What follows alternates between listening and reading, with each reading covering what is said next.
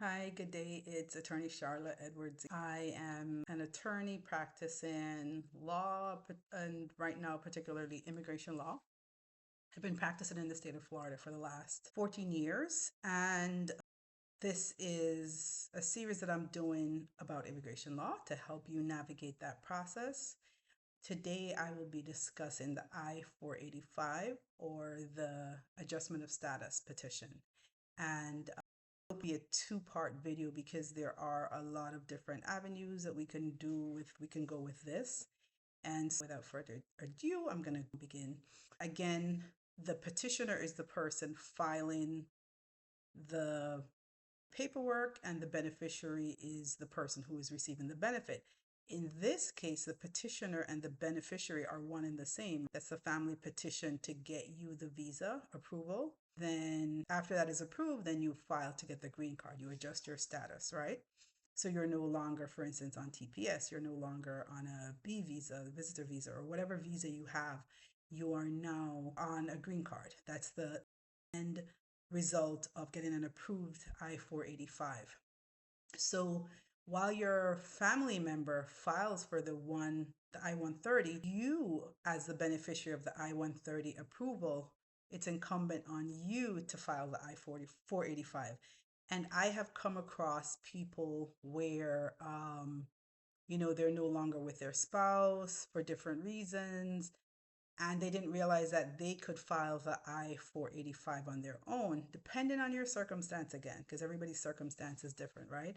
So depending on your circumstance, you can petition for the 485, even if in some instances, if you and your spouse who filed for the approval are no longer together. And that's something again you would have to consult with your attorney who you trust and know to discuss that. Everybody's case is different, but you can overcome that hurdle in some instances. So let me go back. So once you get your I-130 approved, next step is the 485, right? So if you are applying, if you are outside of the United States, you would then get the visa, right, from the National Visa Center, the visa center in your country of origin. That's if your family member applied for you while you were outside of the United States, right? Now, right now, as we know, there is a hold on about 75 countries for the issuance of that visa, meaning you won't be able to get to the next step, which is to file the green card, right? So those individuals, your paperwork is sitting with your local visa center, right? For individuals who are within the United States and your family member received the I-130, or say for instance your family member, say here's a scenario we could look at. Your family member filed the I-130 for you. They got the approval, but you are outside of the United States.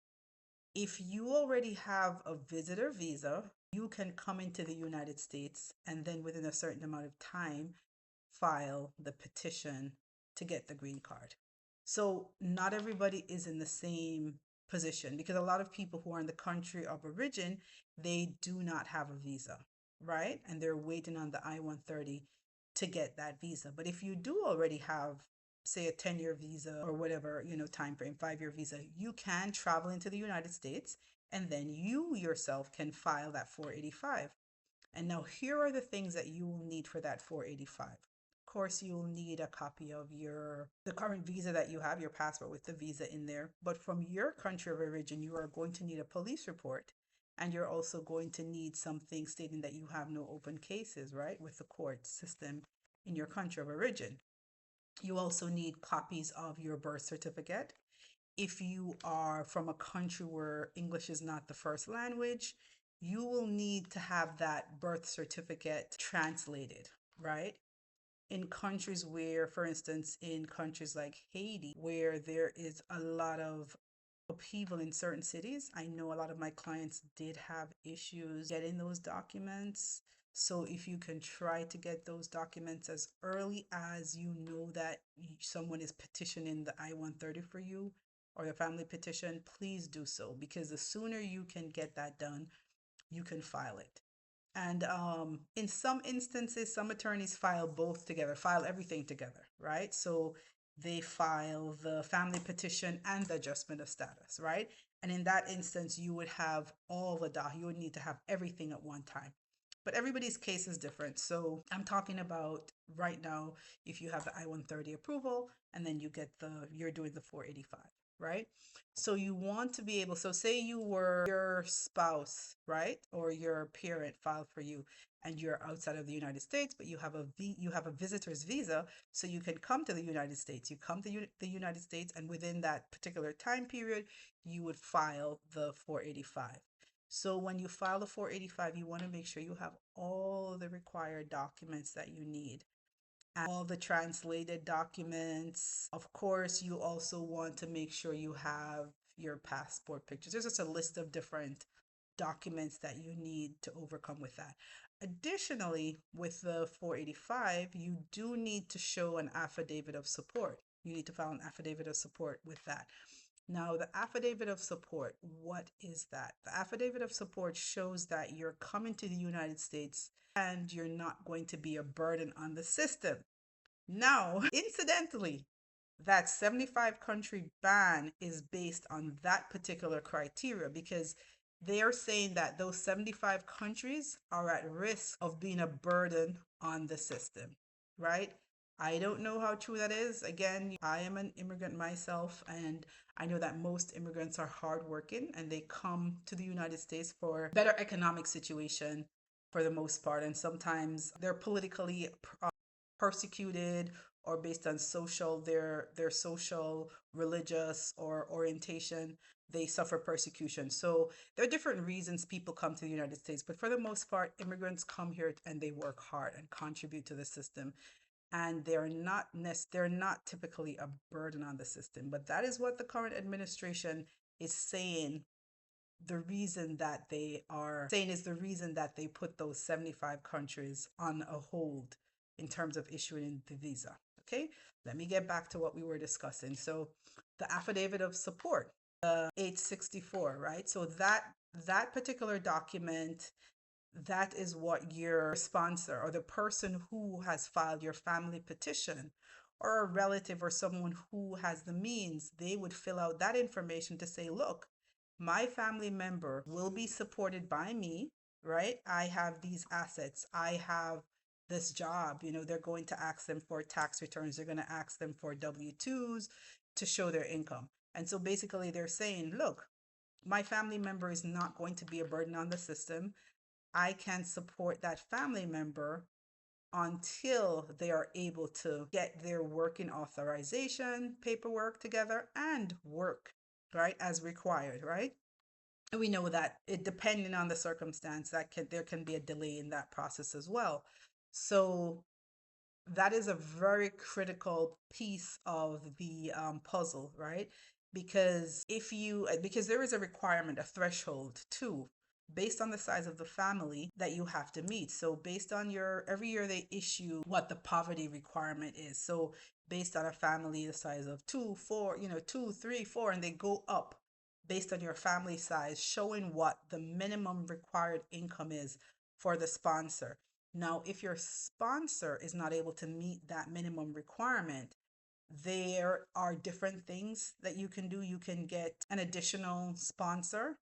That's someone else who is in your family or non-family member who is willing to say, look, I will take the responsibility of, or I will be, not necessarily that they're going to financially provide for you, but on the books, they are responsible for you, right? In the event that something should happen, one, or just saying that they're not going to be a burden because I make sufficient income. So that's basically what that requirement is. And that's typically how it's done. If your family member is a member of the military, Marines, Air Force, there is a lower threshold. So the amount that's required for them to make is a little bit lower than the standard amount for persons who do not serve in the United States military. Um, that is one of the top requirements, though, that I see sometimes people having issues with, because For instance, say you are a mother and you already filed for your children, and then you're a single mother, you file for your children, and then you meet someone and you're trying to file for him. What they do is they count the number of individuals in your household, right? And so what your household, or who you had filed for before, is considered your, that they're part of your household. So now you're adding an additional person. So sometimes it can be difficult. And then two, if you, for instance, if that mother isn't able to make enough and she finds her sister, and that sister already filed and put herself as sponsor for someone, she might not qualify, because say she has a husband and two kids and she already filed for someone, so her household is actually five persons, because she counts herself, her husband, her two kids, and the person she filed for. So she's at five. So if her income doesn't reach the level, then she might not be able to add a sixth person to whom she can support. So those are things to consider when you're filing. And sometimes I know people are unwilling to do so, because I think too, with this administration, everything, a lot of laws have been on the books for years, but again, a lot of times they were not strictly enforced. And so with this administration, a lot of things are being strictly enforced. So whereas in the past they may not have enforced that, if something happens, that individual, you are financially responsible for that individual, I would not take it that they're not going to strictly enforce that.